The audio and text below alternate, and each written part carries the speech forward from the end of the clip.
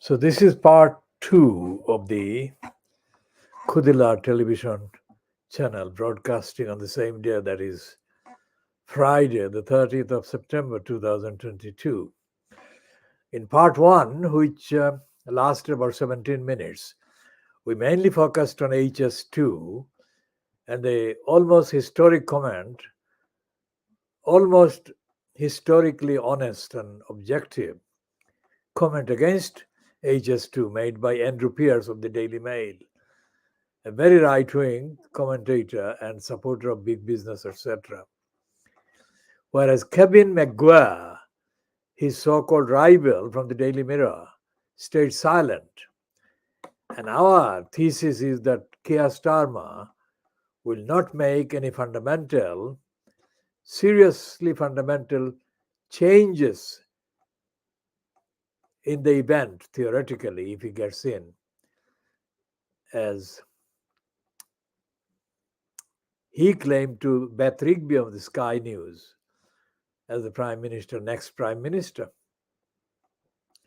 The hype around the Labour Party's possible electoral success is, of course, conditional on many things. If the Conservatives sack Liez Truss and ditch Quasi, the nephew Tom Kwarteng, and replace them with something else, they might be doing that in the hope that they will be able to reverse the historic monumental catastrophe that Kwarteng and Liez Truss have already achieved in less than 2 weeks. But that again is not certain. Even if they change these two, it is not certain that there will be a resumption of what might be called the kind of centrist normality in this management of the so-called British economy.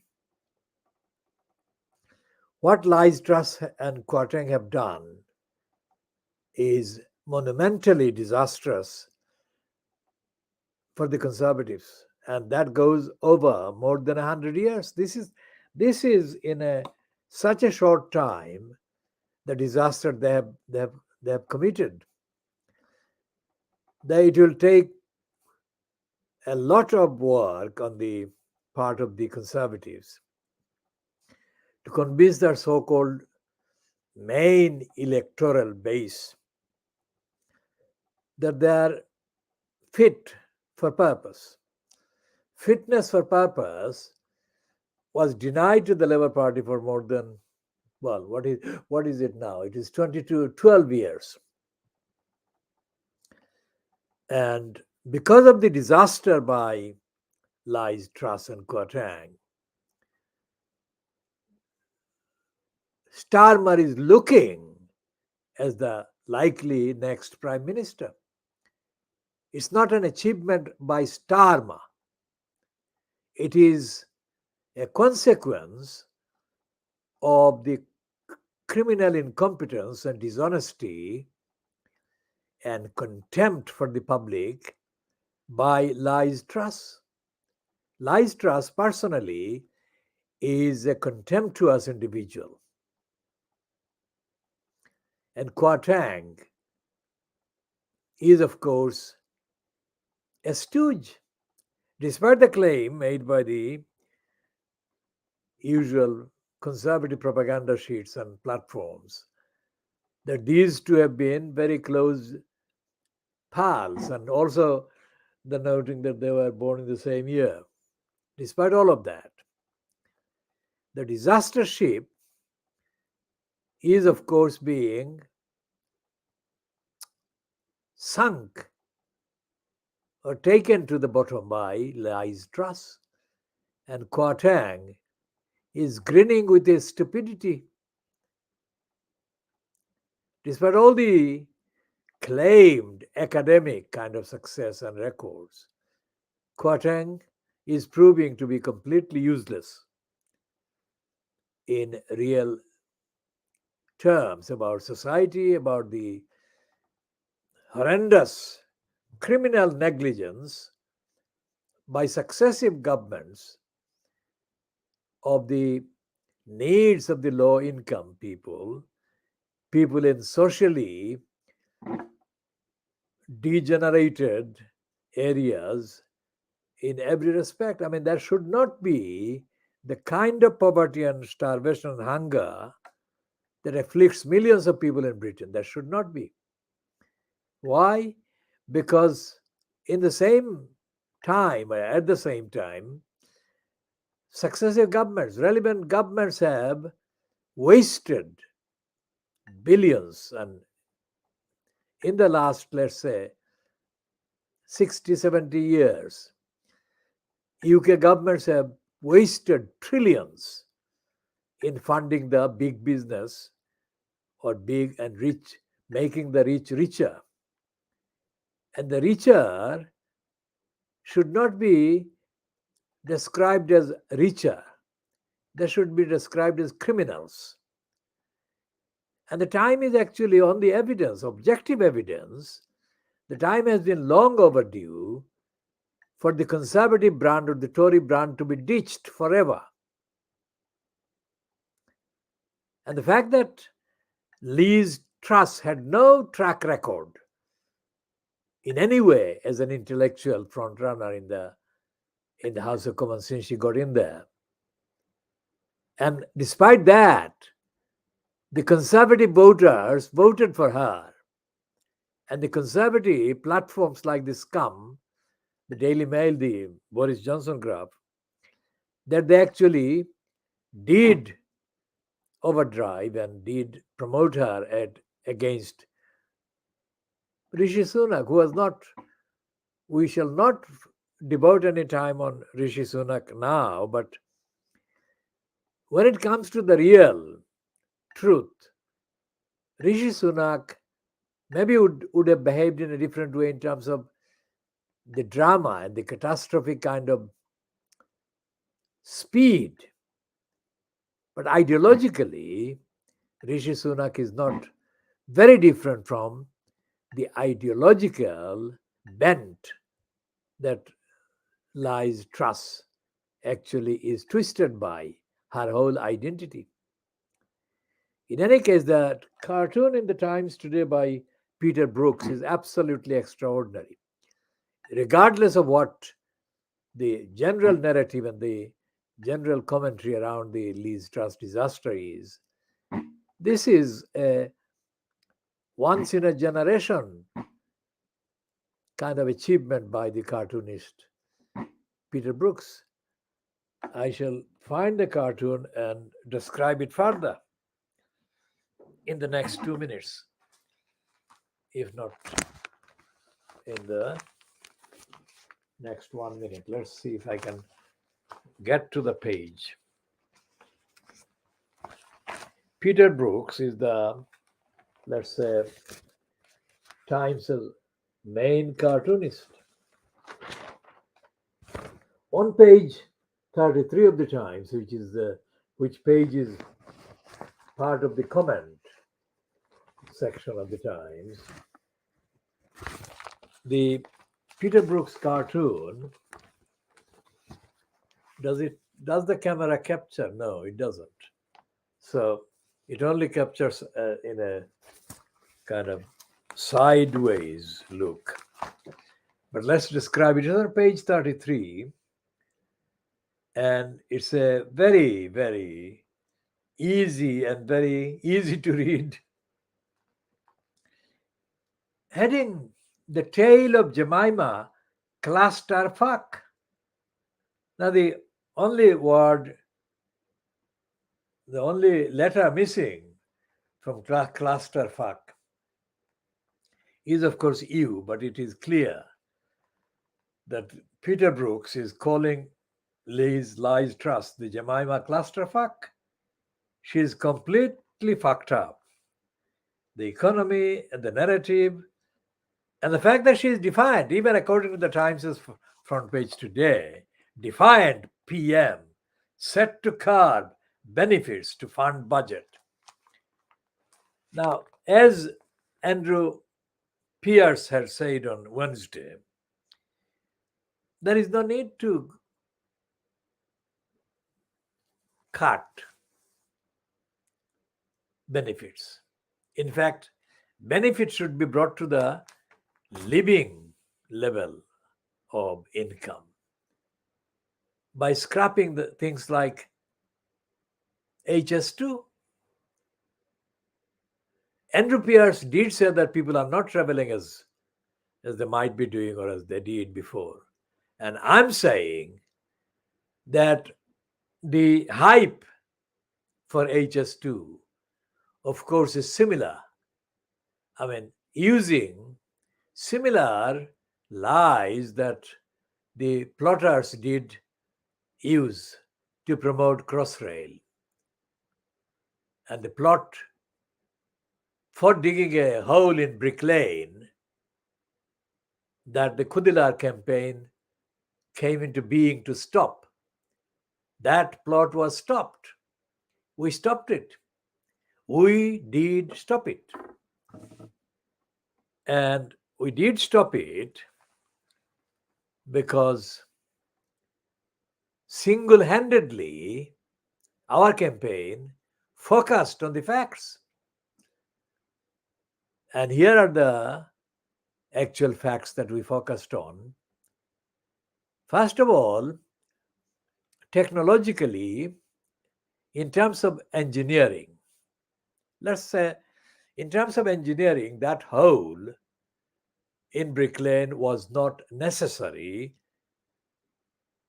for the successful tunnel.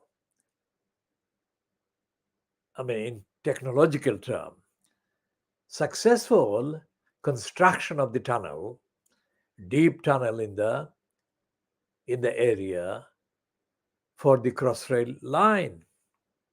That was number one. Number two is that it became very clear, and we lost no time in making public that fact, that the actual choice or the targeting of Brick Lane for the digging of that hole, Crossrail hole, was not a result of engineering technical discussion. It was a direct result of Ken lying still Livingstone. Ken lying still Livingstone taking, in effect, a few £1,000s as a bribe from a man called Gerard Ronson, one of the Guinness 3 City of London crooks that went to jail for a short period, much shorter period than they should have been jailed for a fraud and scam, etc., that they committed. Now, Ronson wanted a free space in the Bishopsgate area for construction of a high tower, tall tower, for his business. And Ken Livingstone Livingstone was given, according to one report in the Sunday Times, £10,000 or £12,000. I'm not looking at that particular archived item because that was done, before the 2008 election, I think. The 2008 London mayor election. So this is 2022. So it's quite a number of years ago that this happened. But the fact that this happened was very significant because Ken lying still Livingstone, one of the most overly self-promoted left-wing socialist Labour politicians, was receiving this money from a completely unprincipled, convicted fraudster with the highly toxic conservative sympathies. I mean, how bad can things go? So we didn't have to go and explain every single thing. The fact that Livingstone took the money from a City of London briber for the Heron Tower. Heron Tower has been changed. The name has been changed since the tower was constructed, and it was treated to several additional twisting and refurbishments, etc., etc. This is what capitalists do. They don't create, they don't add natural grace and natural power or strength or sustenance or sustainability to the resources of the world. They rob, they loot, and they twist and they recycle in the worst possible way, not in the positive, natural way, but recycle in the most greedy way. So we discredited Ken lying still Livingstone. We discredited the original plot that was nothing to do with Ken lying still Livingstone, but the bigger interests who have always wanted to destroy the community identity of Brick Lane that had developed over the last 100 years. And the community identity of Brick Lane is very, very significant for me, quite apart from the later things like Crossrail. I grew up in the village where I was born in Silot with the knowledge that members of our extended family, relations or extended family, had settled in London. And where they settled is in the Brick Lane area. They had settled in the 1920s, 1930s. And although I was born a bit later, I grew up in the knowledge that I had relations settled in London, and the place that they had settled was in the Brick Lane area. Now, that is not insignificant because one of those relations who was kind of, in terms of the ranking, he's like a cousin. Well, he is a cousin of my grandmother. He's a cousin of my other grandmother as well, and he's a kind of uncle to both my parents. And his name was Haji Nisar Ali. And he had his own cousin, another cousin, living with him or along with him in the east end of London. Now, Haji Nisar Ali from Sundarpur was one of the main organizers of the community that built up, that was growing up in the east end of London, even in the 30s and the 40s, before the British left the subcontinent in 47, in August 47. And Haji Nisar Ali, on the one hand, from our side of the area in Silot, and he had a friend who was the uncle and also the father-in-law of a travel agent called Tayyib Rahman. So these two were among the people that actually helped other arrivals who settled in the Brick Lane area. Not necessarily in Brick Lane itself, but in the Brick Lane area vicinity. And these are people that created the example of helping other arrivals with their own income and their own resources, not depending on anything to do with the state. And in the 1930s, 40s, there was absolutely no evidence of any support like the crook Ken Lyings to Livingston and others made available by way of fund, corrupting council funds to the crooks that later surfaced in Brickland, and I'll come to that shortly. So, Hazi Nisar Ali was one of the leading helpers of the community, the Siloti-speaking community that settled in the East End of London, and mainly around Brick Lane, in and around Brick Lane. So I grew up with the knowledge, although I didn't have any direct kind of contact with him or any of the others, but I grew up with the knowledge of knowing a lot about a foreign destination, a foreign location, which was very much part of the empire that was just about to end or did end. So, in terms of my consciousness, awareness about the world, and my relationships, Brick Lane predated my arrival myself in East London by a few decades.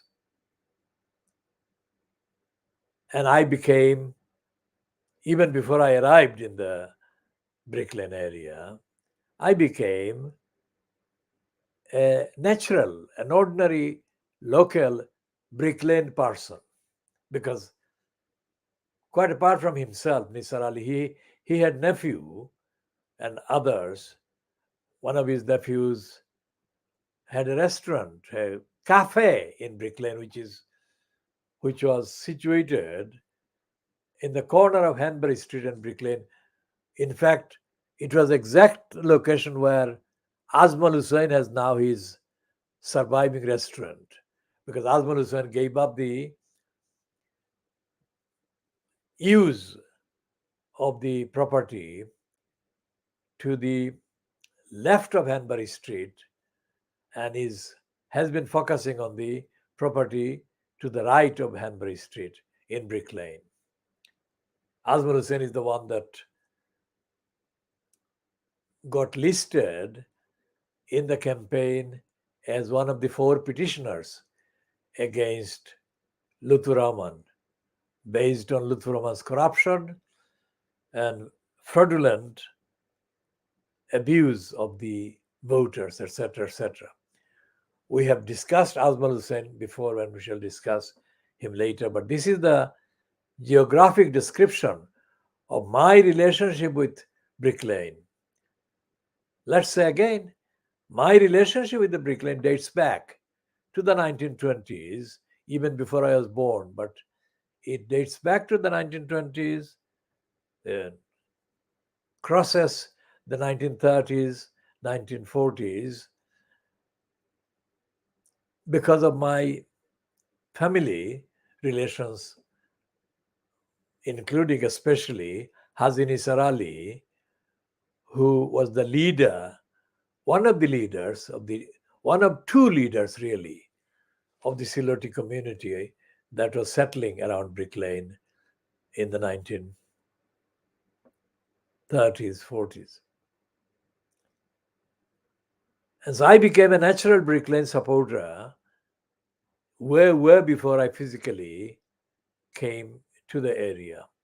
So that was 50, 60 years before that. So when in December 2003, I received information from K. Jordan that Brick Lane was going to be attacked by a hole that was part of the Crossrail tunnel. And again, this information K. Jordan gave me in December 2003 when I was walking to Bishopsgate to see her off, because as she took the bus to our home in Kentish Town in Camden from Brick Lane area. And we walked along the side road near where the Heron Tower was going to be built later. It was not in that conversation that K. Jordan told me about the Heron Tower.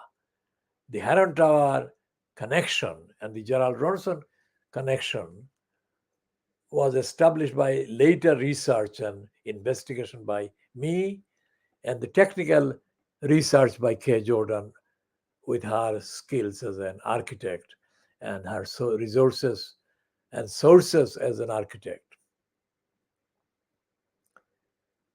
So when this happened, when this information reached me in December 2003, right there, physically, almost on the spot where the criminal Ronson had plotted to build his Heron Tower, my reaction or response was quite clear that we had to stop it. And so therefore the investigations began.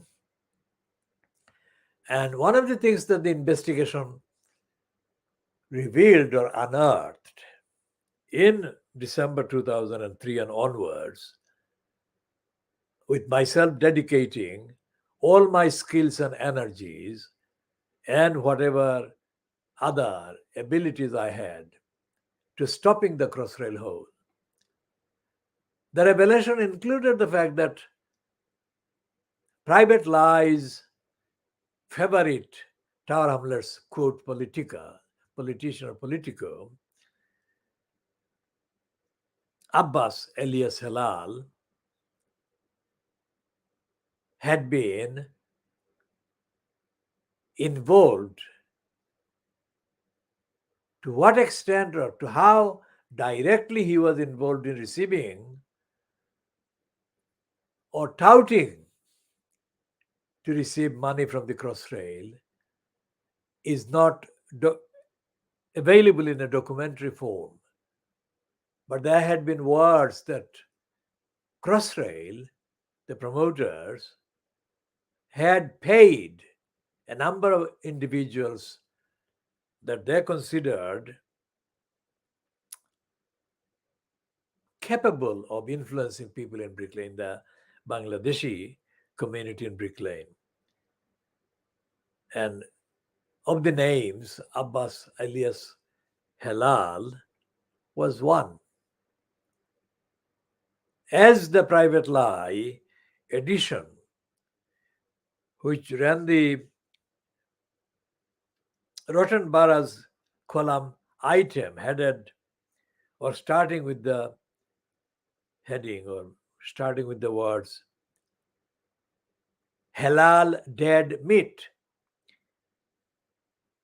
in the 16th of October 2010 edition of Private Lie, the Housing Corporation investigating electoral fraud committed in the Spitalfields Housing Association, which since has been changed into all kinds of other things. A list of dead members of the Spitalfields Housing Association, dead meaning clinically dead, had their names still on the list. And at the relevant election for the management committee of the Spitalfields Housing Association, a number of the dead votes were, quote, cast for candidate called A. Candidate A has never confessed in public, but he was asked as many as 4 questions, or 4 times he was asked the question whether candidate A was him. A for Abbas. A for abysmal. Well, that is not what the Private Lie said, Abbas or abysmal, but they said that Abbas lost the power of speech when he was asked on 4 separate occasions the question, was he that candidate A?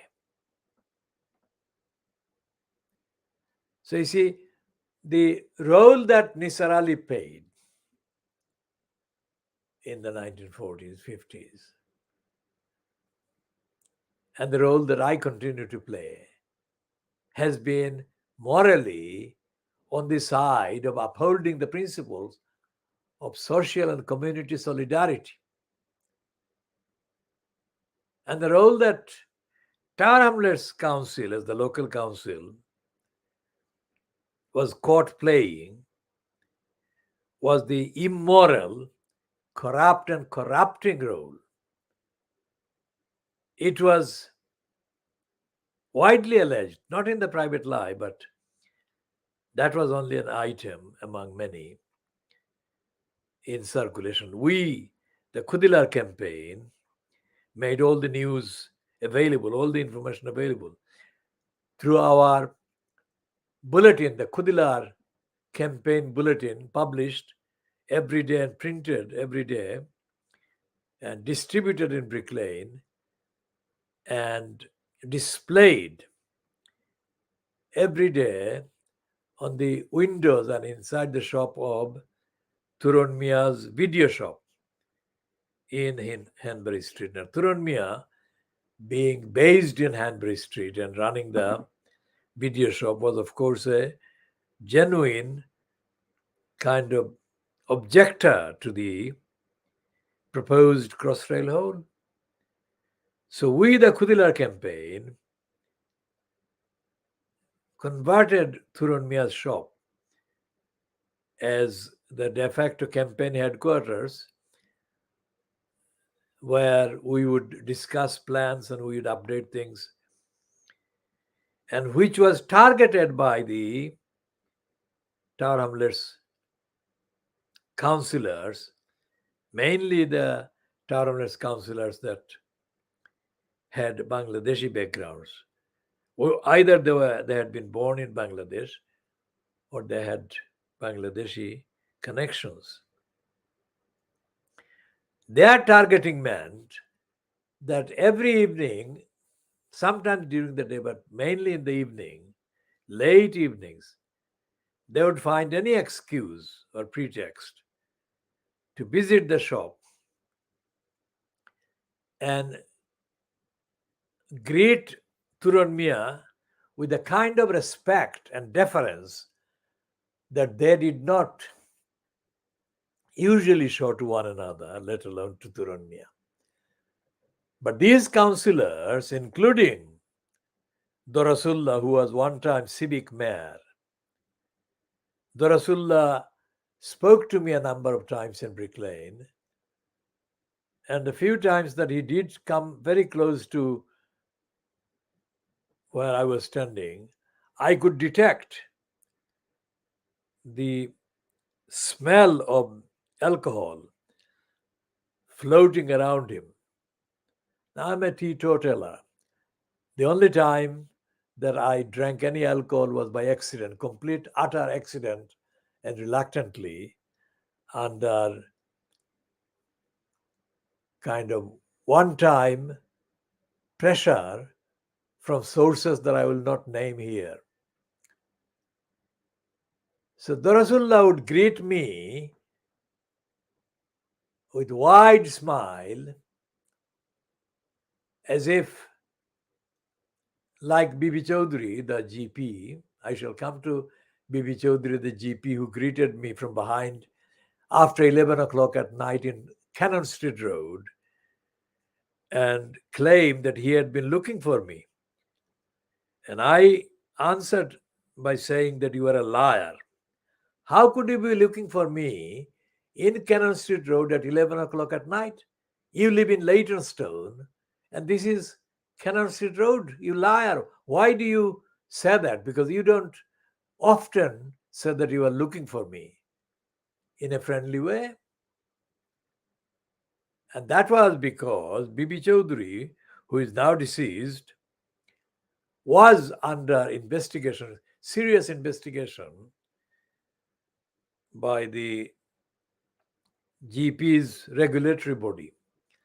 And he had tried licensed law trading barristers, soul cheaters, etc., and had paid thousands of pounds, etc., etc.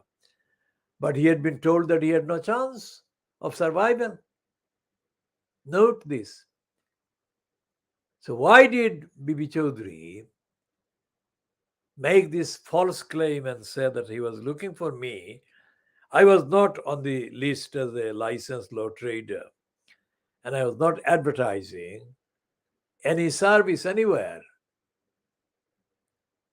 Answer is that this is what I do and I did, and the likes of Bibi Chaudhry knew that I did that. I'm the miracle person that solved the most difficult issues, litigation issues and legal issues that others cannot even begin to comprehend, let alone solve. So it was agreed that Bibi Chaudhry and I would sit in a cafe, not that evening, but on a day not long after he bumped into me. He actually made that false claim to begin with. So I got hold of his information, all the documents that, or documentary information that he provided about the General Medical Council. The result was that I produced what I alone produce. I produce an indictment of the GMC,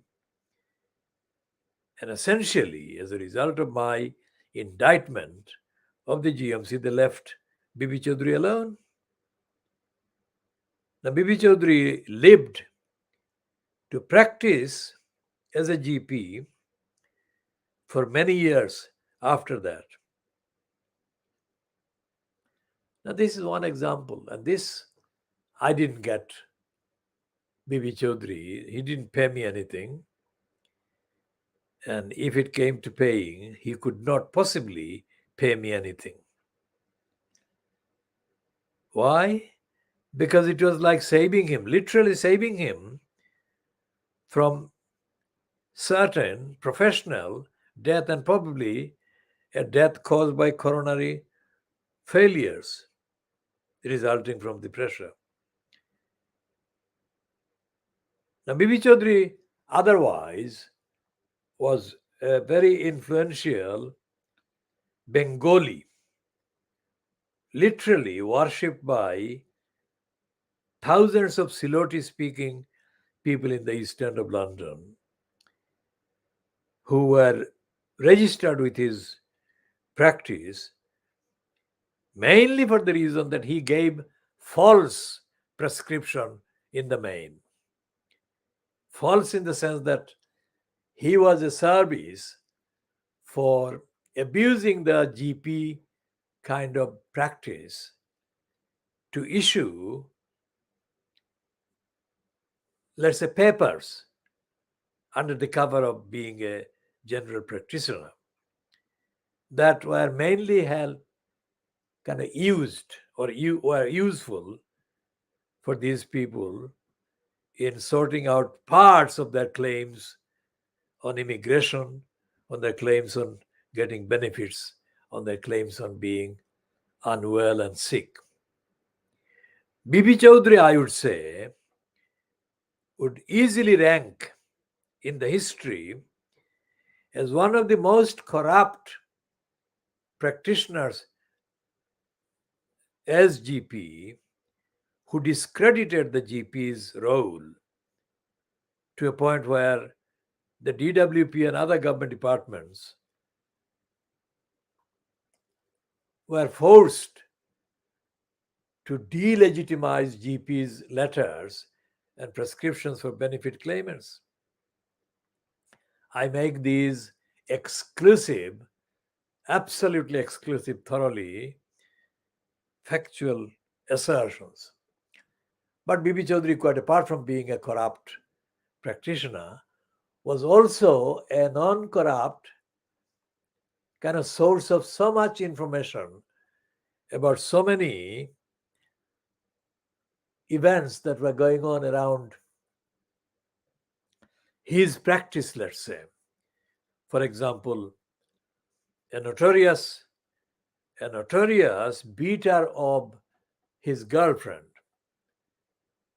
The girlfriend would call Bibi Chaudhry's practice in the middle of the night in hysterics and cry and weep and scream for help. Given that Bibi Chaudhry lived in Leytonstone and this woman who was being beaten up by this drunken thug was in Stepney, it was a considerable journey. And Bibi Chaudhry used the services of an Indian girl as his driver and chauffeur. And it is said also as his mistress on the side. Although Bibi Chaudhry himself was married to a woman from Sindh, a Sindhi Hindu woman, whom he met while he was in the Pakistan army as a doctor, as a kind of non-combating member of the army. Now, Bibi Chaudhry also features in the updating commentary about Council of Citizens of Tower Hamlets, where the author of that little pamphlet, a historic little pamphlet, a police nigger hunt in Notting Hill, man called Joe Hunt. Joe Hunt was a physically significant, towering body. But by the time he was deposited, let's say, as the main official at the Council of Citizens of Tower Hamlets, Joe Hunt had lost the use of his brains, and he most certainly had no social solidarity with the people in Tower Hamlets. So he was one of the parasites that discredited the whole race relations industry, as they say, because Joe Hunt was getting the money, which was significant compared to the average person in Brick Lane area or in Tower Hamlets. He was getting guaranteed money. On top of that, he was being serviced by Bibi Chaudhry's wife, the Sindhi woman, by her bringing lots of milk and feeding Bibi Chaudhry during the day. That was her job as a member of the staff of the Council of Citizens of Tower Hamlets. This was an abuse that Joe Hunt happily indulged in. There were several staff in that outfit. Joe Hunt, followed by Khalilur Rahman, followed by, well, there was another one who was not in post at the time for long. By the time I met Bibi Chaudhry, he's called a crook called Abu Buya. So Abu Buya, Khalilur Rahman, and then the Bengali midget Ali Asghar, and of course Bibi Chaudhry's wife, and then another man whose name I forget, but it will come to me, and another one, he's of Maltese origin. So there were about 5 or 6 people on full-time salary being paid money public money under the banner of the Council of Citizens of Tower Hamlets. So I met Bibi Chaudhry not long after I met Joe Hunt. So in 1973, so from 1973 up to one, for a good 10, 11, 12 years,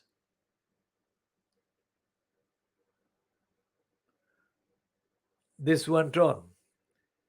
And the battle that I had against the resistance by Joe Hunt and the others, resistance to any program of campaign against racism, racist discrimination, any program for the launching of a systematic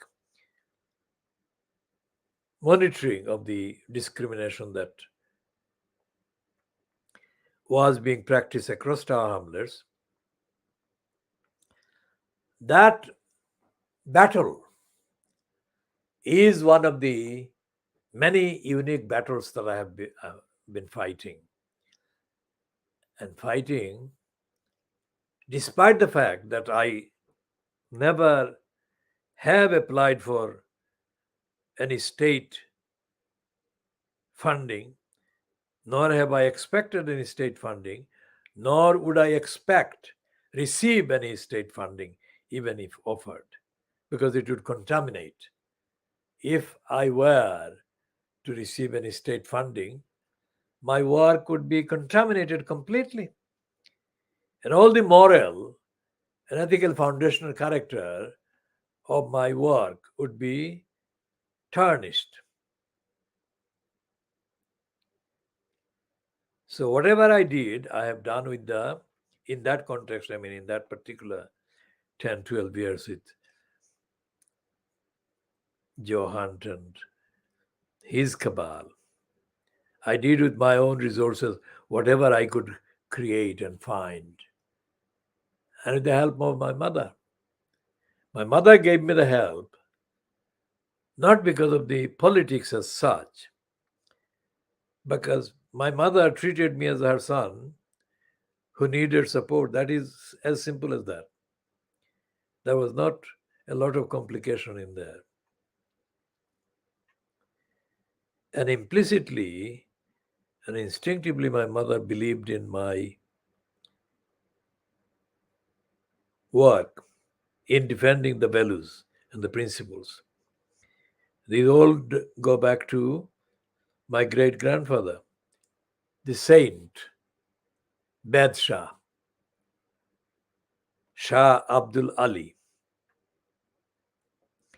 And my grandmother, my father's mother, said that I was the continuation of my great-grandfather, which I am and which I have been. Now, it was not something that the likes of Joe Hunt could understand. Most certainly not Bibi Chaudhry.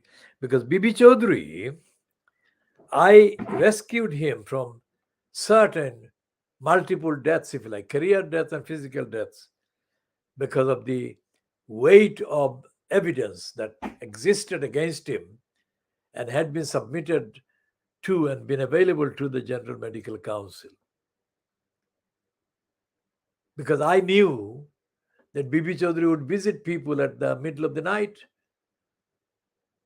and he would charge. I mean, what he would charge would be a fraction of the money or the monetary gain that these people he was giving certificates to would receive as a result of their being able to use his scribbled so-called prescriptions to further their own benefits, if you like.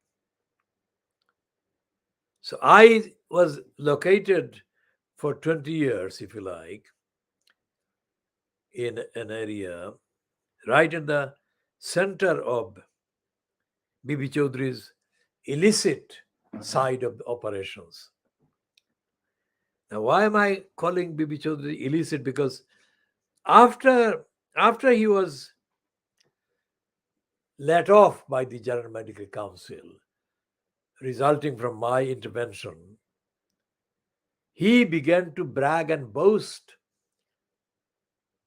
because these people are the main population in the Brick Lane area, the Bangladeshi population in the Brick Lane area, that Bibi Chaudhry used as his field, were Silotis. And he was a Bengali. He was not even a Bengali, he was from Chittagong. But quite apart from where he was from, it turned out later that Bibi Chaudhry was a believer of what I now know, or I have since known, in a significantly different way, as the ideology of the Hinduttas, that the Indian B- Janata, sorry, the BJP alliance fronted by Narendra Modi is running. Because Bibi Chandra was speaking to me about 2 years after I had rescued him. So that was in the 1990s. So he was feeling very confident as he boasted to me, sitting in his car in a street called Abafeldi Road, not far from the Crisp Street Market in the Blackwall Tunnel area, which is not far from the Mulberry Place HQ of the Towners Council. It wasn't there, but in the Aberfeldy Street, we were traveling. Bibi Chaudhry and I were traveling from some kind of event. And Bibi Chaudhry was stuck there for traffic or whatever. And he was driving. Of course, I don't believe in driving. And he felt that he could easily boast to me along the lines, not quoting him. Bibi Chaudhry said that Bangladesh as a country, as an entity, was a joke, that it belonged to India. He said that the Bangladeshis don't own their country. He said it belongs to India. And he also said, as a Hindu, he also boasted that most of the Muslim patients or people who are his clients that call him, he said that it is his words. He said, Bibi Chaudhry, a Hindu, said that these Muslims treated him as their God. I mean, this was the same vein that he was saying that Bangladesh didn't exist and that Bangladesh didn't belong to the Bangladeshis and the Bangladeshis didn't own their own country. And that he said that most of his clients, the Siloti clients in Tower Hamlets and in the neighboring areas, treated him as their God. Why? Because he was delivering to them benefits that only God could give them, like getting out of a tussle with the Home Office or getting some benefits from the DWP or whatever it was called. Now, I observed these boasts from Bibi Chaudhry in the historic context, and I knew that he was absolutely telling the truth of his feelings, not the truth about the Bangladeshis, but the truth about his feelings. Now, I have, and I still have, the dilemma. How do I tell the collectively or individually in some cases, those Bangladeshis about whom he was making those boasts? How do I convince them that that is what Bibi Chaudhry is like? That his attitude towards the Bangladeshis, towards the Muslims, was one of contempt, one of real, very low opinion about the Bangladeshis.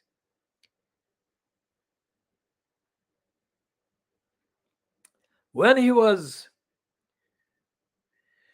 the alleged victim of an attack in the Brick Lane area, and he was allegedly hospitalized in the Royal London Hospital in Whitechapel. His photographs showing him apparently injured state.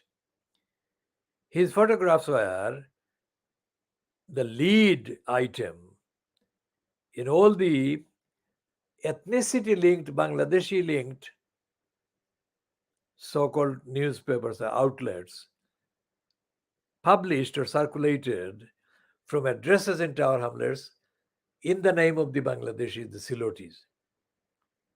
I never found out anything about the truth about who attacked Bibi Chaudhry, if there was an attack.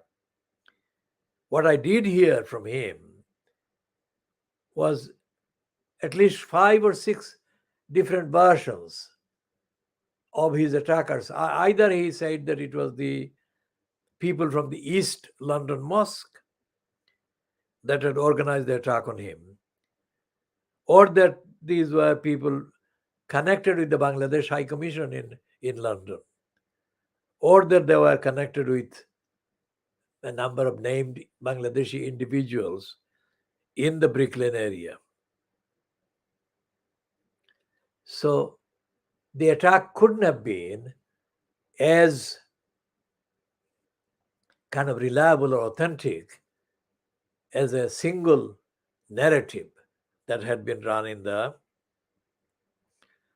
servile and dishonest Bangla language outlets, because their agenda was nothing to do with the Brick Lane area or the Bangladeshi community.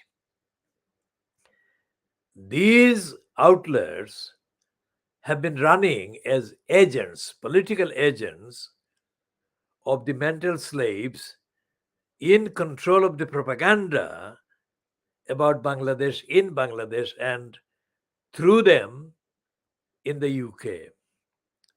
They are absolutely loyal to the idea that the Bangladesh actually belongs to the Hindutva agenda leadership. Think about that. So this was the line that was underlying the promotion of Bibi Chaudhry. The archive pictures will show that Bibi Chaudhry was shown as a really almost kind of at the door of death due to the attack. Bibi Chaudhry never got anyone arrested for the alleged attack. So when I asked him, did he report it to the police? Bibi Chaudhry was very vague. Now, anyone who would have been attacked in the way that Bibi Chaudhry had been depicted in the ethnicity-linked papers, had been attacked, would have been one of the things they would have done would have been to call the police. Bibi Chaudhry, to my knowledge so far, did not either report this to the police, and if he did, no prosecution followed. No one was arrested, which is staggering. Because in the Bangla language promotions for Bibi Chaudhry over that so-called attack, to outsiders, to people who don't know the details about the community, about the history, about Brick Lane, about Chittagong, about the role of the Hindus in the 1930s, leading up to the various so-called riots between Hindus and Muslims before the British left. This would be a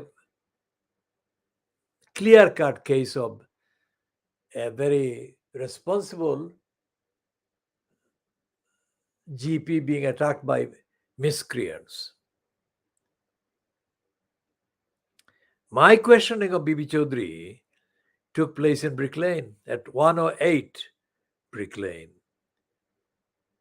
because Bibi Chaudhry insisted on visiting 108 Brick Lane, which is where Abdul Salik was doing his little sweet shop at that stage. And Bibi Chaudhry and Abdul Salik had a short argument. And the argument concerned, at that stage, Abdul Salik's completely dishonest and discreditable claim about knowing the so-called leaders of the student movement of the 1960s in Bangladesh. Abdul Salik never knew anyone genuinely who was in politics. Abdul Salik was not significant in anything. And Bibi Chaudhry condemned Abdul Salik's audacity. And Abdul Salik retaliated by condemning Bibi Chaudhry as well. So I'm not saying any of the things based on a motivation against Bibi Chaudhry, but I'm factually reporting everything that happened. Now, Bibi Chaudhry was not a member of the ordinary Bangladeshi community in Tower Hamlets. He used this as the field to exploit. And his wife was not either engaged in social work or community work or work against the racist discrimination. His wife was deployed at the CCTH as part of a deal with Joe Hunt. Joe Hunt was a corrupt individual by the time that he was given that deposit, because he was deposited, as I say. An incident happened in February 1984, where a meeting was taking place of the CCTH, and I was attending the meeting just as an ordinary member of the organization at that stage. And at that meeting, something unprecedented happened. A stranger arrived at the meeting, and the stranger wanted to be allowed to speak. It was a woman of mixed, I think, is Jamaican origin. And the woman was in tears as she described her being treated as a thief by an Indian origin postmaster in the Limehouse area. I think she was arrested by the Limehouse branch of the Metropolitan Police, and she was taken into custody, and she was, I think, detained at the Limehouse police station.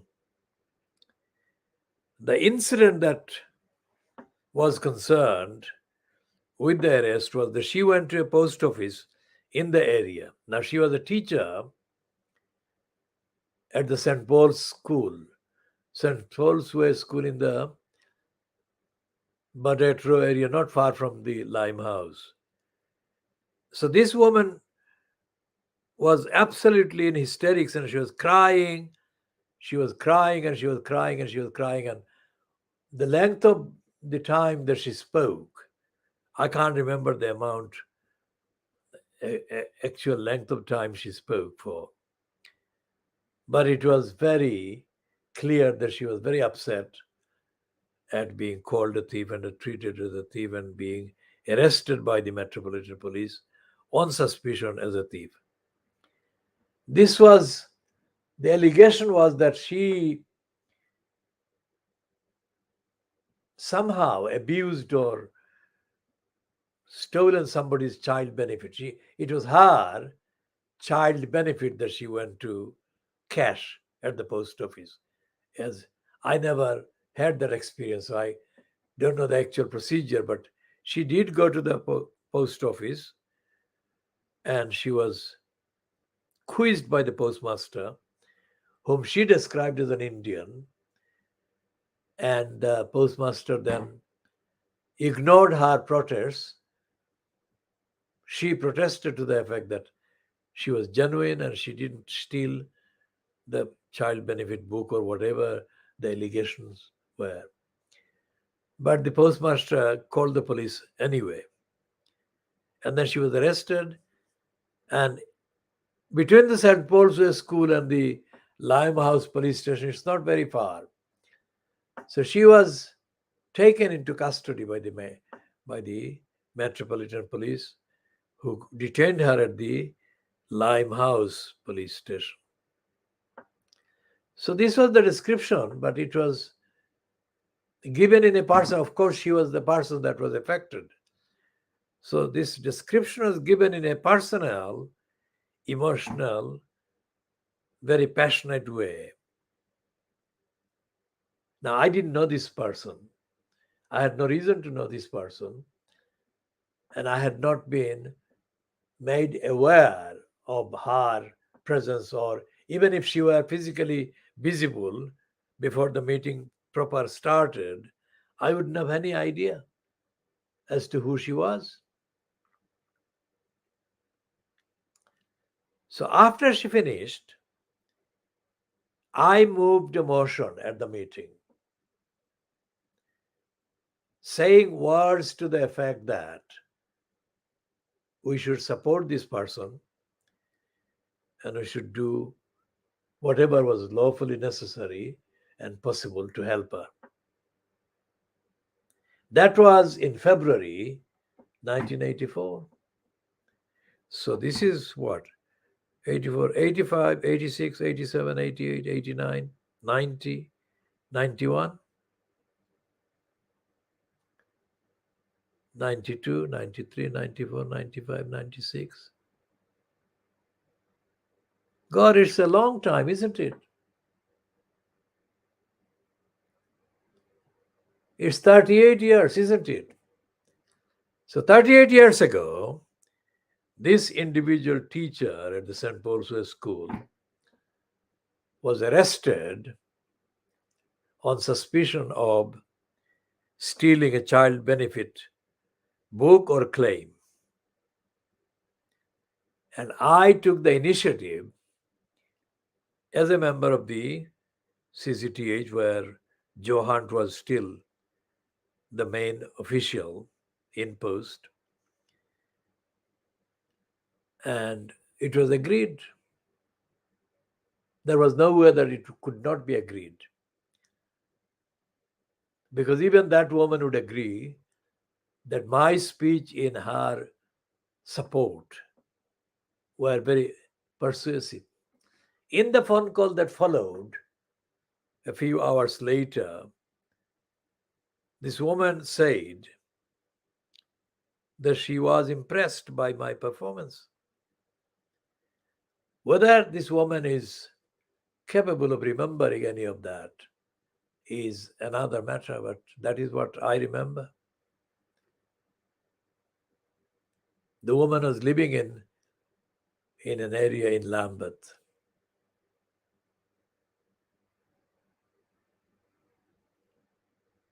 And Joe Hunt didn't have to do anything. He never did anything. But what I did afterwards, not necessarily as a member of the CCTH, but as a campaigner, as the campaigner, effectively took the burden, the pressure off from that woman, the humiliation and the disgrace and the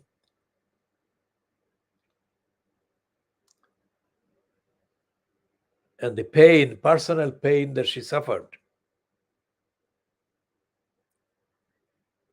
This is 38 years ago, isn't it? I shall check the calendar and then look at the actual number of years. How many similar targets of racially linked prejudice and action have been helped By how many others? Because this actually brings back into focus what Rupa Haque has said about Kwasi Kwarteng, that he doesn't come across or doesn't sound as a genuine black person when he's on the BBC Radio 4 Today program. He sounds like a superficially black person.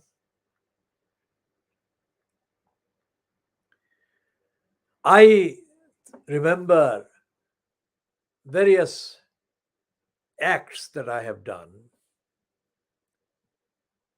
that, say, at that time it was a QC, but now he would be a KC, wouldn't he? A conservative MP who appeared as the main kind of advocate in a court in a defamation action. He was paid, I think, let's say, between £15,000 to £30,000. It could be different. I don't want to be precise because I don't have any documentary evidence in front of me. Now, that defamation action was a successful action by this man, Edward Garnier, on behalf of his particular client. But that defamation action would never have existed without my work.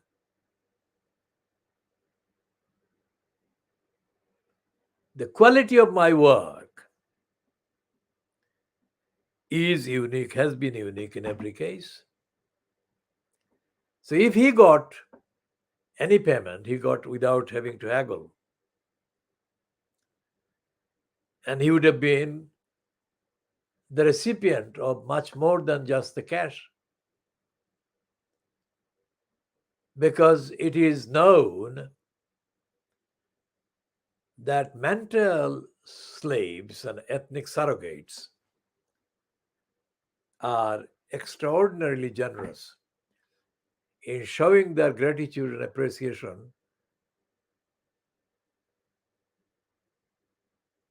to the likes of, say, another white member of the establishment or left establishment, Tony Gifford.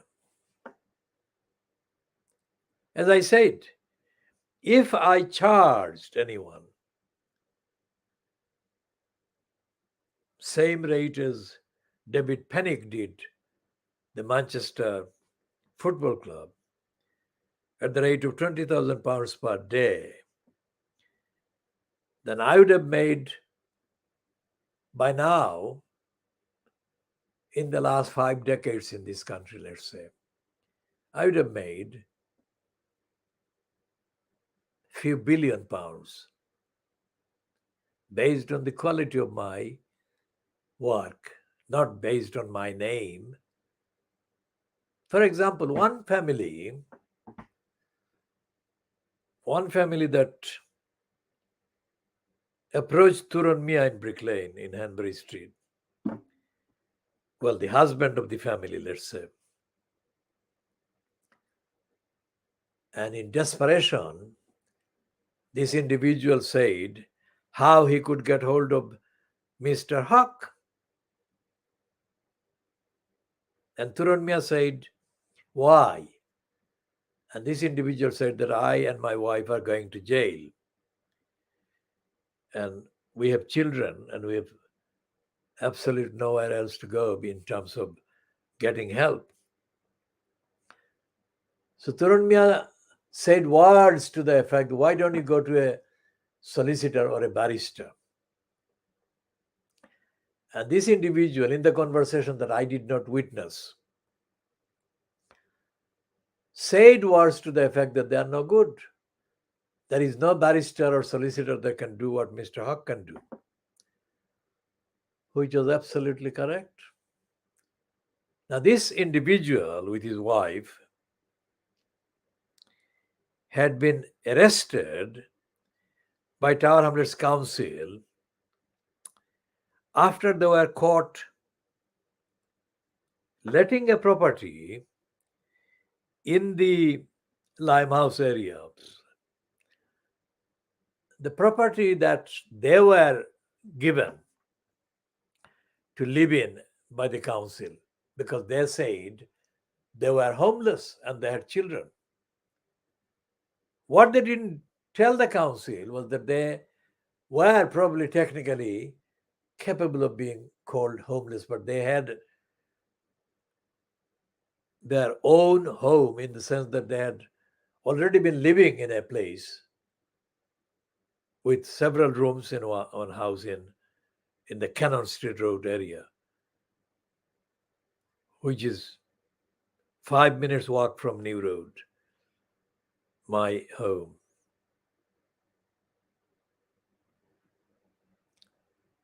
So this individual had then never lived in that council property that the council gave, or the property that the council paid for.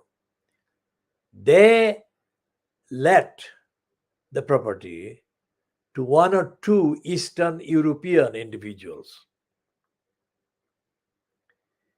And what they did was that these Eastern European individuals, first of all, they didn't have the legal right to enter this country or live in this country at the time. Whatever their status was, prevented them from kind of arguing or haggling or bargaining for the or arguing, well, negotiating a reasonable price. They were prepared to pay quite high sums of money as rent.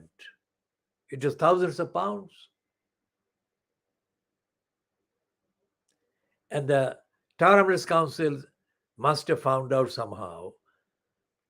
And the way they found out was by accident, because they were doing a routine check of the property as to who was living there.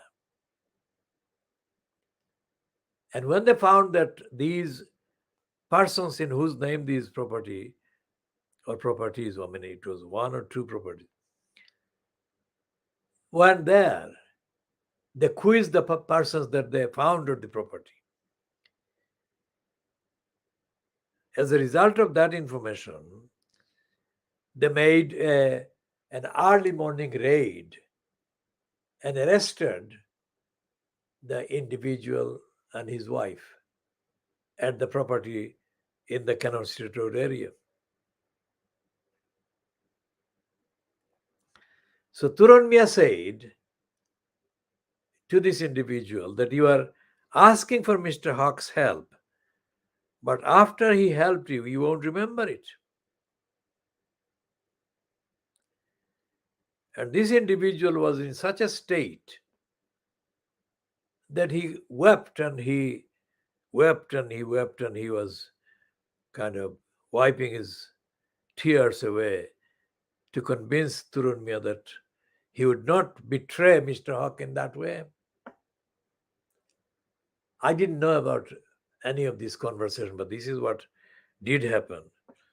So Turun Mia briefly told me later that so-and-so had come and sought help from Mr. Haque.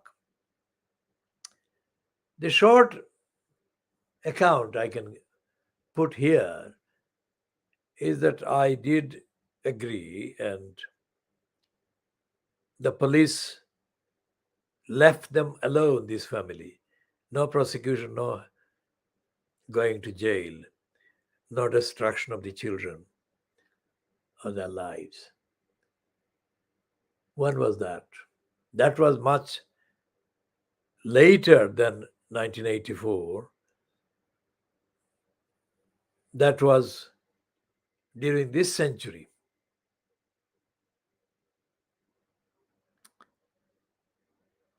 This was either during this century or the late 1990s. So what happened? After I got them off and stopped the council prosecuting them, this individual had the same loss of power of speech, that the private eye item in the Rotten Boroughs column, which had the piece Halal Dead Meat in its 16th of October 2010 edition. Like that, this individual who got off because of my intervention lost all power of memory and recollection.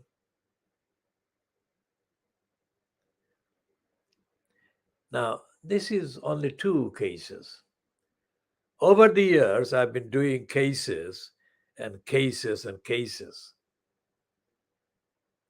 Now, this one would not have been possible to get them out of jail even if they spent £100,000. But this individual has claimed to have been a member of a traditionally enterprising family of restaurant business owners in the Brick Lane area. So, when our campaign, that is the Khoodeelaar campaign, was targeted by the Town Council because of the opposition to council's role that we have been representing. It happened one day that I asked this individual to make a contribution to cover part of the cost of the paperwork that we needed. So I was sitting in the back of his car and he was in the driver's seat. What he did was, like he did this, he did with the left hand, he gave me a £10 note in the left hand in the most contemptuous way. Now this boy belongs in prison. This boy belongs in prison, as does his wife. He is not in prison, but he does belong in prison. I am the one who has kept him out of prison and given him a life and given his entire family life. How dare this criminal give me this £10 note like that?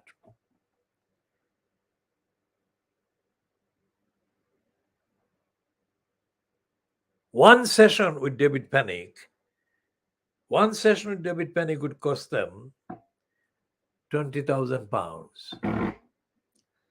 And they would touch David Penick's feet and they would be forever grateful to David Penick.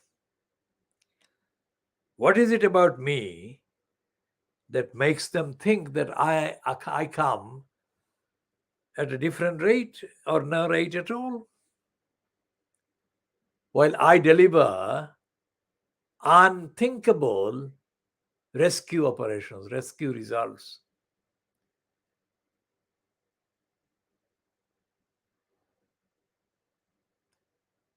I'm saying this on the record. So this boy, who is not biologically, chronologically a boy, but to me, he will forever remain a boy, ungrateful boy. He belongs in jail. And for the contemptuous behavior, he needs to serve another extra rest of his life in prison for his ingratitude. How dare he give me the £10 notes? If he sold his restaurant business and gave the proceeds to me in full, he would still not be compensating me even a fraction of the amount that he owes me. And I didn't never owe him anything.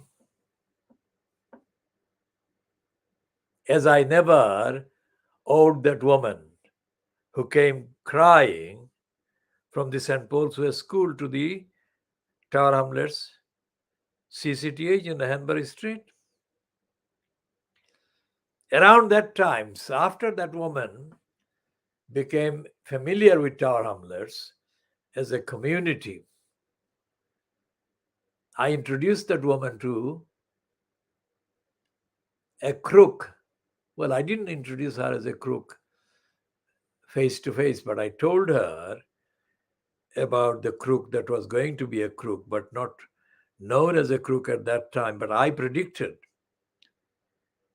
that criminal crook,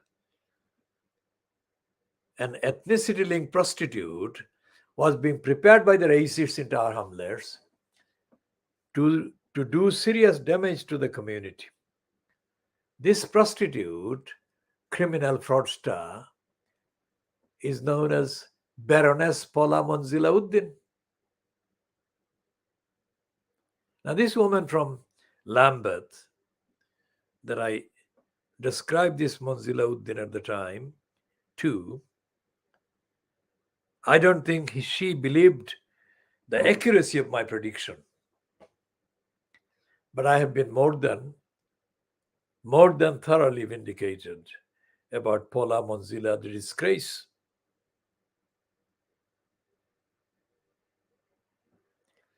There are a number of Bangladeshis, Siloti origin Bangladesh. This Paula Monzila-Uddin is not from the Sileti background. She is from a Bengali background. I have no idea how she ended up in Tower Hamlets and exploiting the Silotis. There are at least 4 or 5 that I know, the Siloti-speaking Bangladeshis, that refer to this criminal Paula Monzila-Uddin as Fola Apa, meaning sister, this elder sister. And they still do that despite the fact that she is forever going to be known as the thief that stole the public money while she was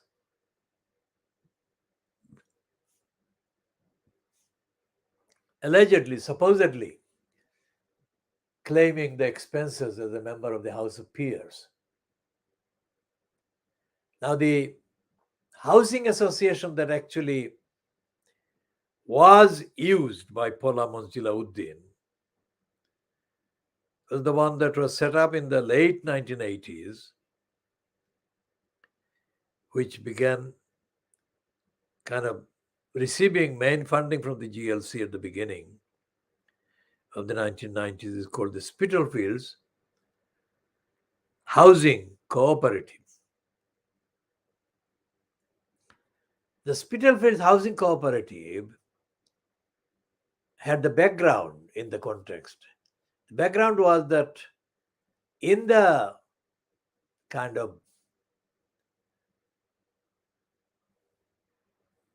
critical days of the late 1970s, when many of the Bangladeshis brought their families, wives and children, or just wives, from Silot to London, there was a housing shortage in terms of publicly available housing stock. And there was this serious challenge. Those who brought their families and their relations to decently house these new arrivals. That was one side. And the other thing was the actual ramification or the implication or the impact of the campaign that we began. Well, when I say we, I collectively refer to the community, but it has never been the case at any stage in the last 5 decades here or in the decades that I had been campaigning back in East Pakistan before. Nobody actually stays committed to the campaign at the start alongside with me. I remain the one holding the banner as well as the spanner. And I have the moral obligation to take it to the logical conclusion. So, what happened with the murder of Al-Tabali, that a lot of the rhetoric that was generated as a result of the murder and the rhetoric against racism, a lot of the rhetoric was hijacked. Now, I say this on the record. Any criminal crook boy who makes claims contrary to what I say about their role is hereby reminded of the legal and moral obligation to challenge me in a court of law. And I say it in Siloti. বেইমানের ফুয়াইন বেইমানি মাতিওনার বেইমান ফুয়াইন খুনগুর সাহস নাই তোমরা খুনগুর সাহস নাই বেইমানের ফুয়াইন বেইমান ফুয়াইন সুর ফুয়াইন আমার খামরে চুরি করিয়া তোমরা লাখ লাখ পাউন্ড চুরি করিয়া ফাইতরা গ্রান টান রাইতান বেইমান ফুয়াইন শরম লাগে না নি I say this in the spirit of the universal principles that Imran Khan has been enunciating since May 2022, when he was the subject of a conspiracy by foreign government, including the USA and others, and he was deposed. Imran Khan has been saying in Urdu, chur, chur. And we have been saying about, well, me and the others who follow me, if you like, in terms of the rhetoric and the slogan. When the first solution, crooks, robbed the Bangladeshi ordinary migrants money, and now former councillor called Shahed Ali organized a cultural business event somewhere near the Tower of London. And he invited this crook, fraudster criminal, the owner of Channel Slave, Mahi Firdaus Jalil. This thief boy stole somebody's name, Firdaus. It is not his parents' gift that they gave him. His parents were not intellectually, culturally, morally capable of finding that name in the nomenclature that he could actually draw from. So Mahi Firdaus Jalil was invited by Shahed Ali, the entrepreneur, to appear as a guest on the platform or the stage where some Bangladeshi professional artists had been kind of brought by Shahed Ali to perform. And as I said before in an earlier edition, as soon as Mahi Firdaus Jalil appeared, people started saying, Sur, Sur, Sur. Unlike Imran Khan's Urdu pronunciation, the Siloti pronunciation is different accent. Not chor, chor, chor. It's Sur, Sur, Sur. And the other thing is that some of the people calling him a thief, Sur is thief, were throwing their shoes. Now, as people familiar with the history of the end of the occupation of Iraq by G.W. Bush may recall from the footage that they may have seen, throwing a shoe at anybody is historically very much powerful symbol of political and social rejection in the whole of the Asian continent, I think. So Bush was thrown a shoe. A shoe was thrown in the direction of Bush somewhere during his trip. And that became very important item in the day's news. So when Mahi Ferdaus Jalil, the thief, was called a thief and shoes were thrown in his direction, the now former councillor, Shahid Ali, was forced to approach Mahi Ferdaus and whisper into his corrupt ears something. Whatever he whispered convinced Mahi Ferdaus Jalil to agree to walk away from that stage, which he did. And in the kind of depth of the archives on the internet, that walk still exists. And so whenever he appears as the presenter of the reality with Mahi, he never can produce reality with Mahi. It is always fantasy, criminal fantasy that is not far from the achievements of Satan, Iblis. Satan, the angel, the main angel in paradise, was commanded by God to bow to human beings. This is the narrative from the Holy Quran, the Surah Al-Isra. But there are other references to this in the Islamic narratives and Islamic commentaries. So God asked Satan, Iblis, to bow to the human beings, and the Satan said, I was created originally from fire and they are created from clay. I'm not going to bow to them.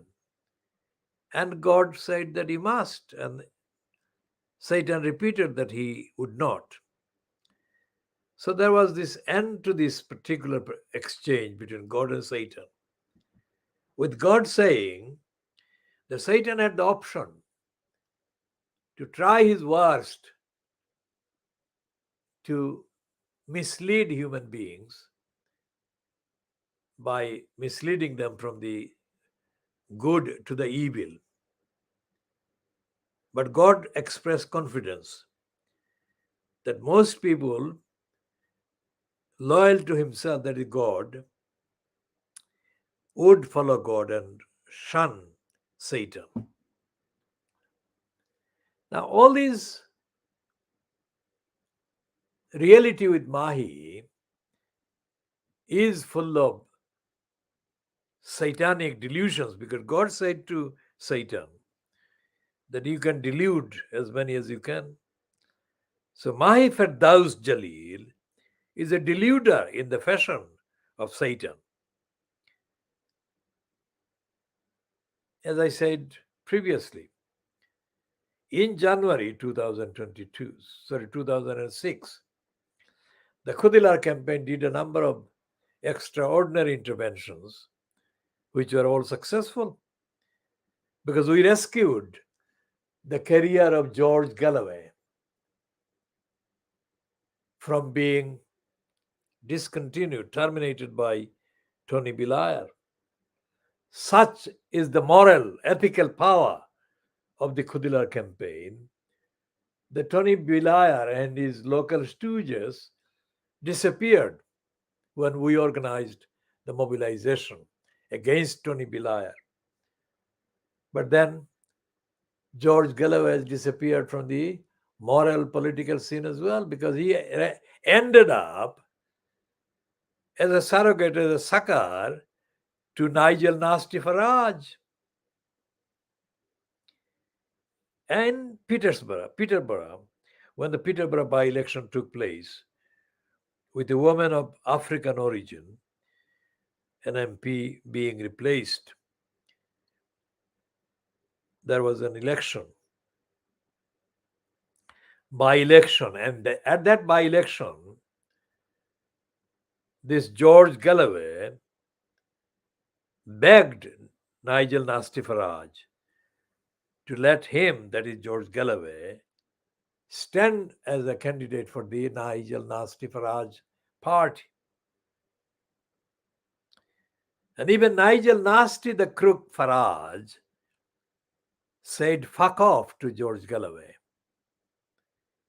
Now, George Galloway must remember, if he is listening, watching this, or if any of his cronies, associates watching this, that I have never needed to tell a lie.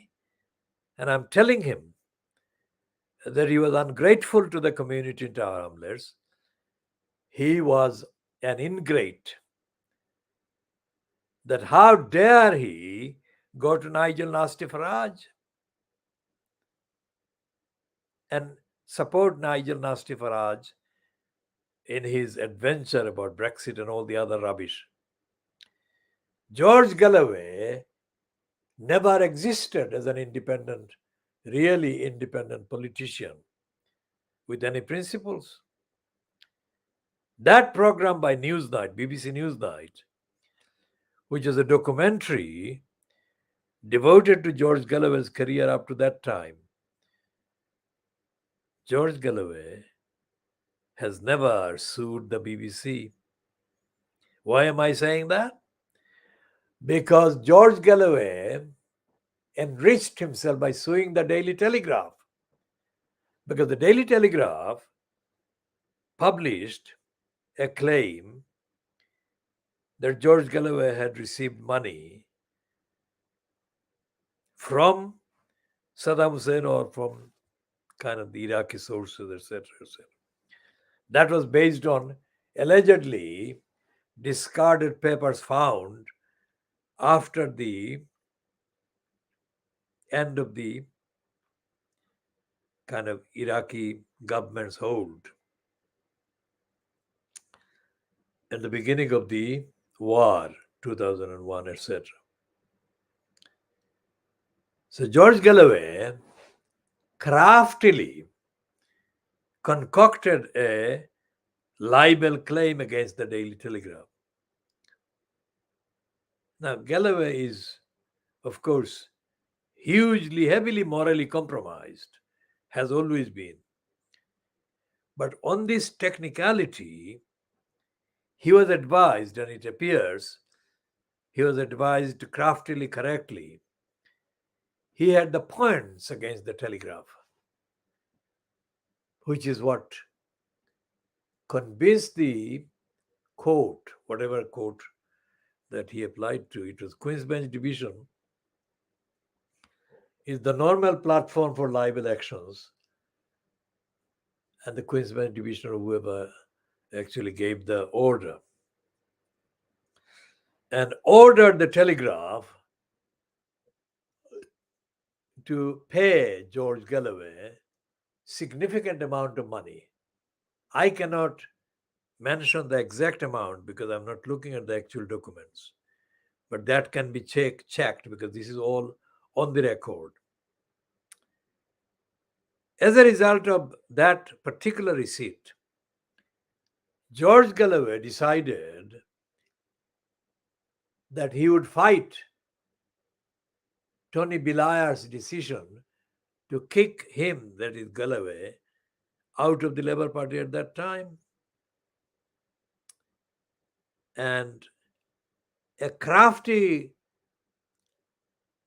set of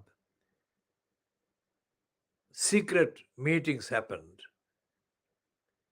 which must have included information or advice from Ken Lyons to Livingstone, that the most fertile target to choose would be the East End of London for two reasons. One was that the Bethnal Green and Bow constituency in Tower Hamlets was also the home of a significant number of Bangladeshi Muslim voters, and that constituency was being represented within quotation marks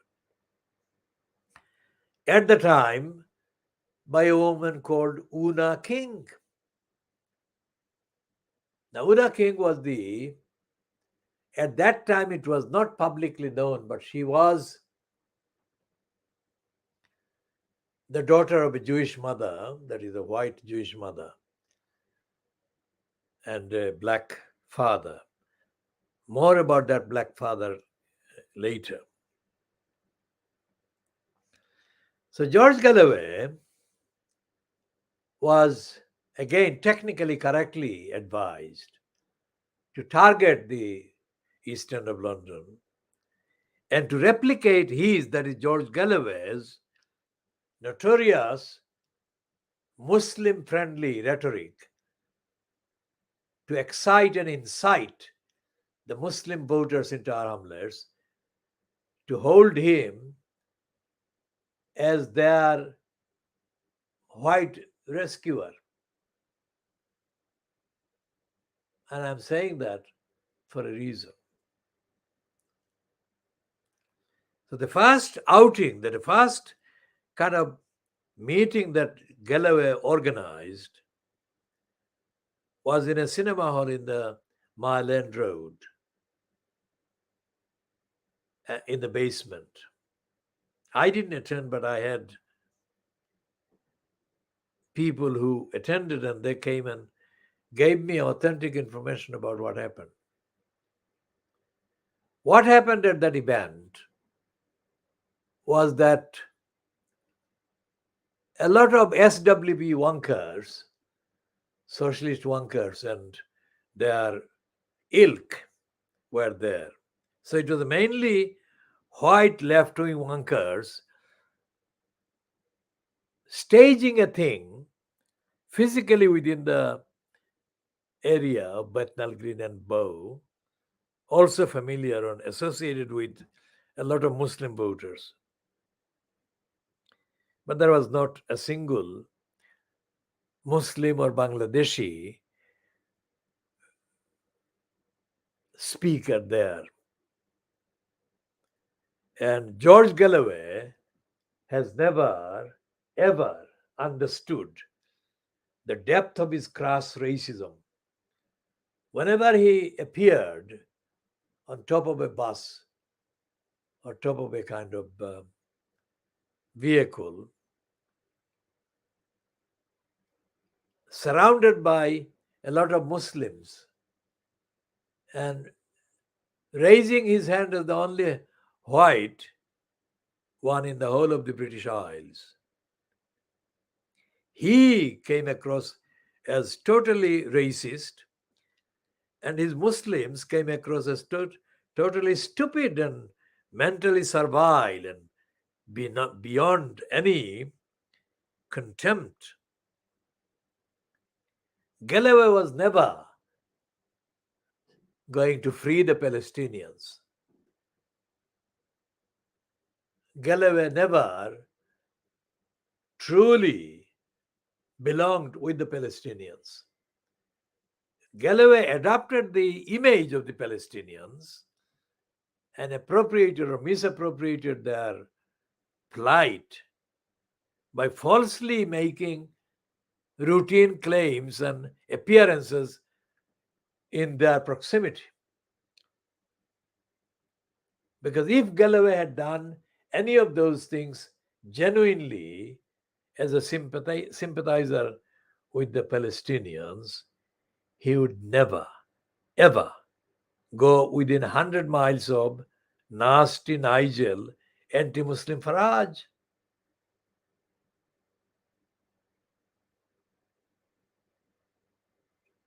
So Galloway staged that event in the cinema hall, basement in the cinema hall in the Mile End Road, not far from what became a center of meetings, not 100 years or so, yards down the street. Not even 100 years.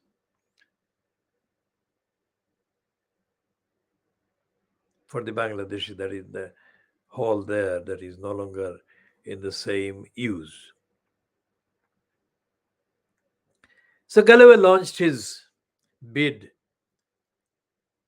to become a candidate at the 2005 UK general election, a candidate in the Bethnal Green and Bow constituency.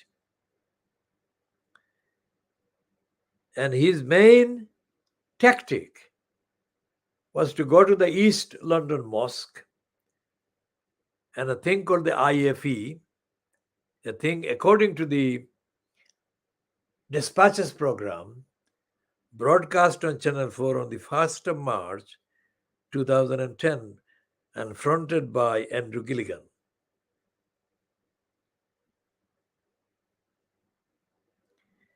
He went to the IFE and others associated with them. And he must have, of course, had discussions with Ken Livingstone, because Livingstone would have been his ally in the context of Livingstone being opposed to the leadership of the Labour Party by Tony Blair.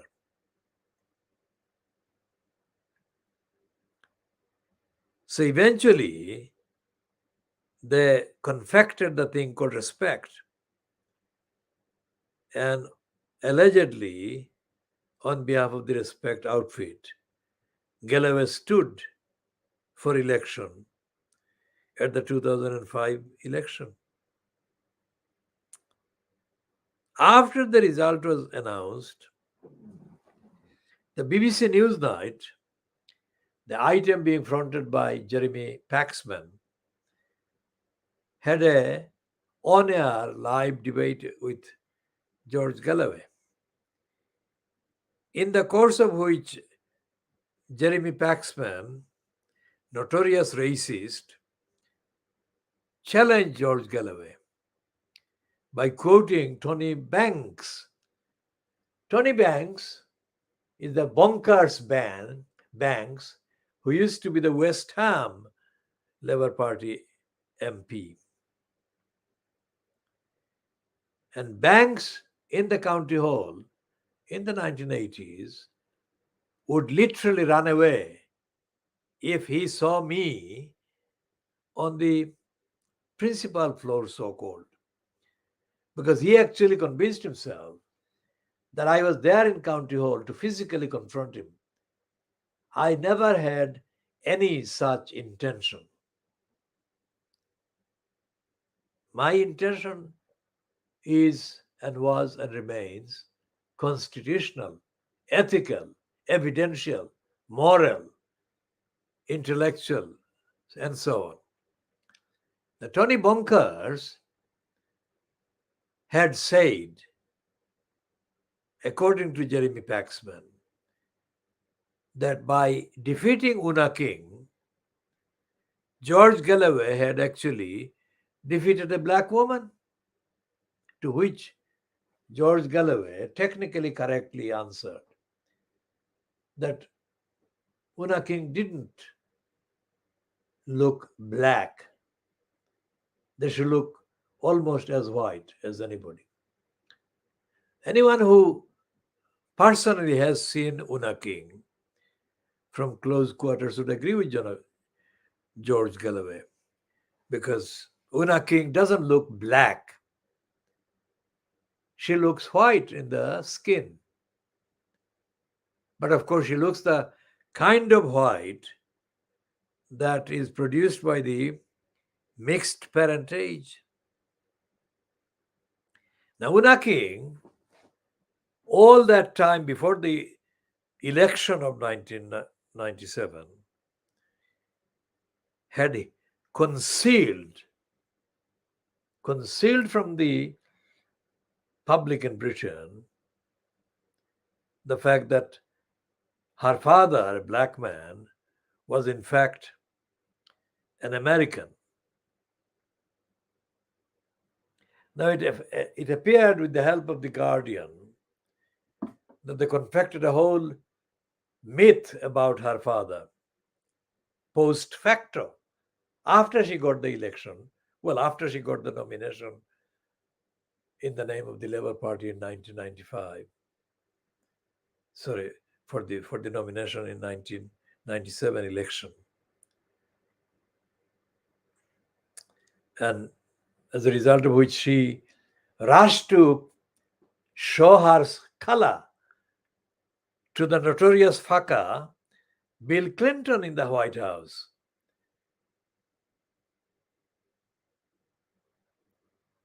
Was it an encounter requited by the two perverts? Is not publicly published. But the point is that Una King, looked at from the close quarters, doesn't come across as a black woman, except, of course, if you want to kind of examine the twists and turns in her hair. So when Jeremy Paxman put that to the George Galloway, who was beside himself with excitement, he was overly excited and he was overly fulfilled, self-congratulating himself, because his language was grotesque. He said to Paxman that Paxman should congratulate him. The liar should have said that Paxman should congratulate the voters of Bethnal Green and Bow for kicking out Una King, because we kicked her out at their polls on the May 2005 election day, based on the boasts that she had made when criticized that she was not supporting the Palestinian people. Una King had said words to the effect, well, that is my policy, that is my record. If you don't like it, get rid of me at the election. And as a constituency community, we took serious note of all of that. And we decided to kick her out, which we did. Now, when I said how we kicked her out, the lying cabal around George Galloway claimed credit.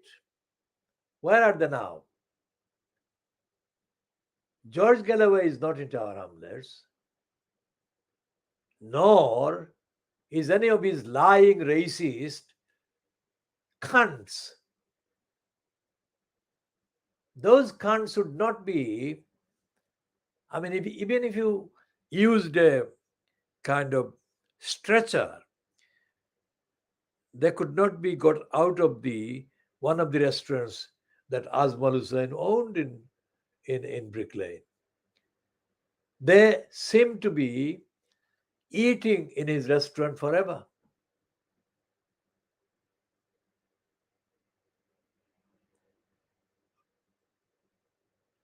So they said that they had actually got rid of Una King.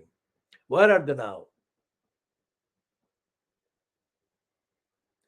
Because at the time of the 2006 council elections, George Galloway and his disrespect stood about 3 or 4, I think, candidates in their own name in Newham, not in Tower Hamlets, in next door Newham.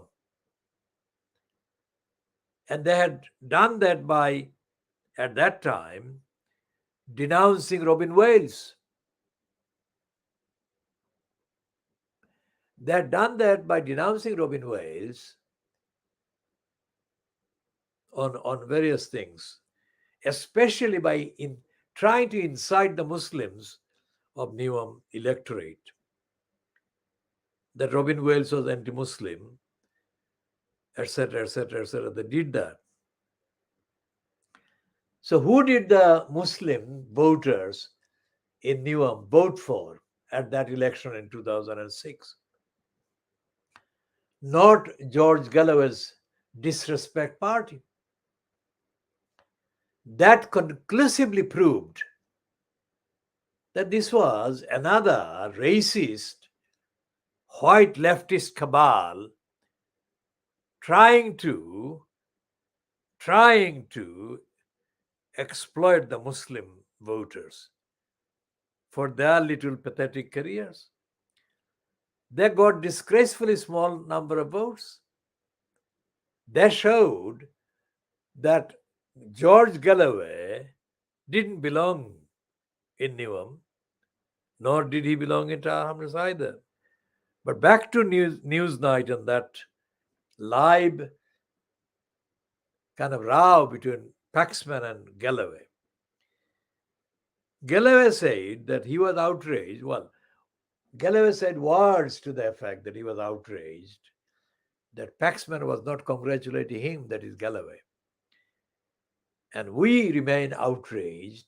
Well, I remain outraged that an ingrate like George Galloway did not thank the people of the constituency for kicking Una King out.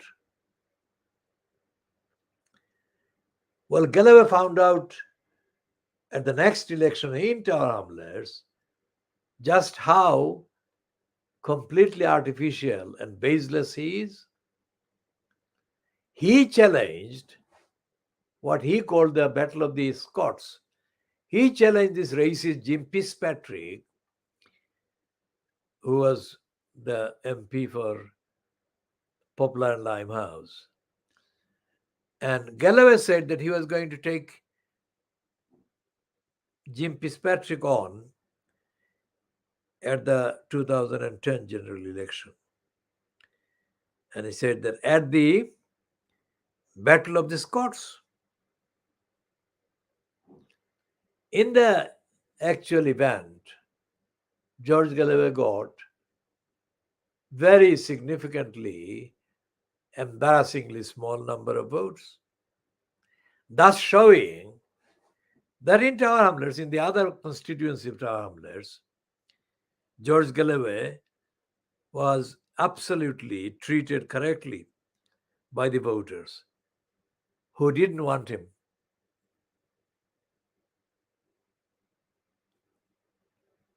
So, to rescue George Galloway from the dustbin into which Tony Blair had flicked him, it was me, my campaign, not once, but throughout his tenure.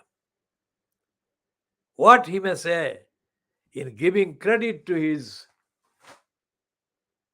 friends at the East London Mosque, he can say it, but he must say on the record, item by item, how they did the significant work and how I didn't.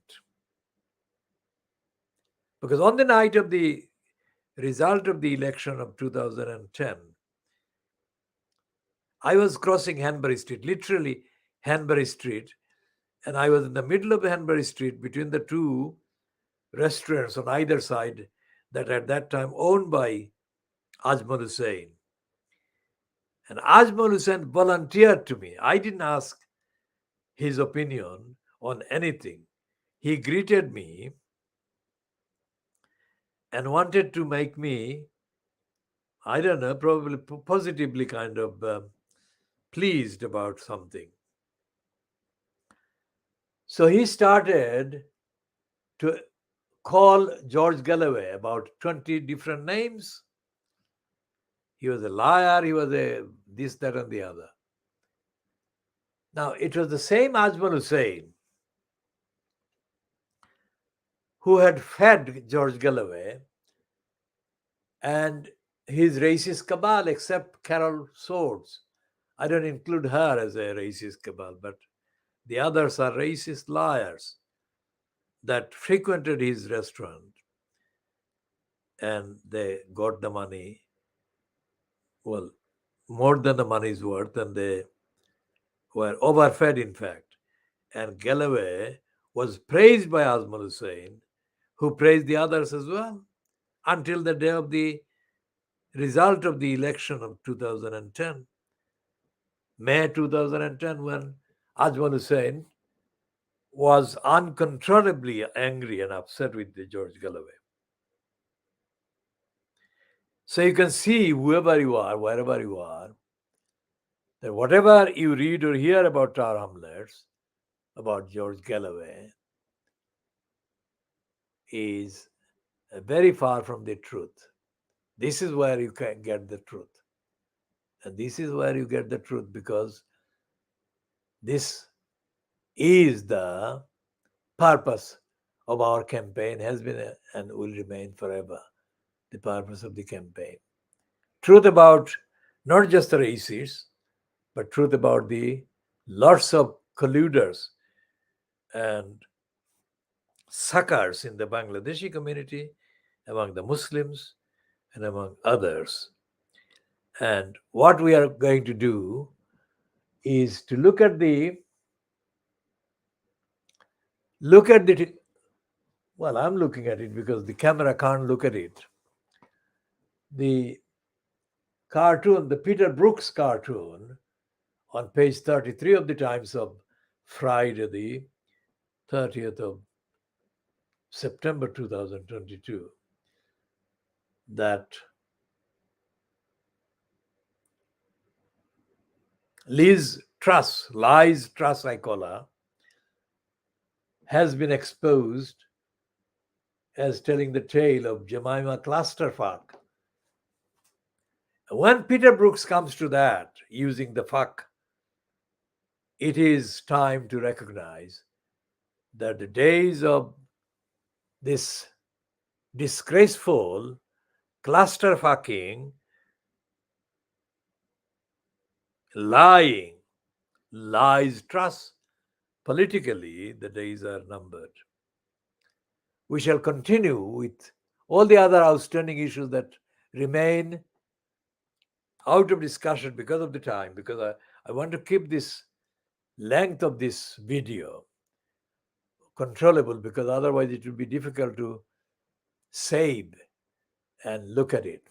This is 2 hours and 7 minutes long, and we are closing this particular edition at 11 minutes to 2 British Standard Time. It's midnight 49 hours on Saturday, the 1st of October 2022.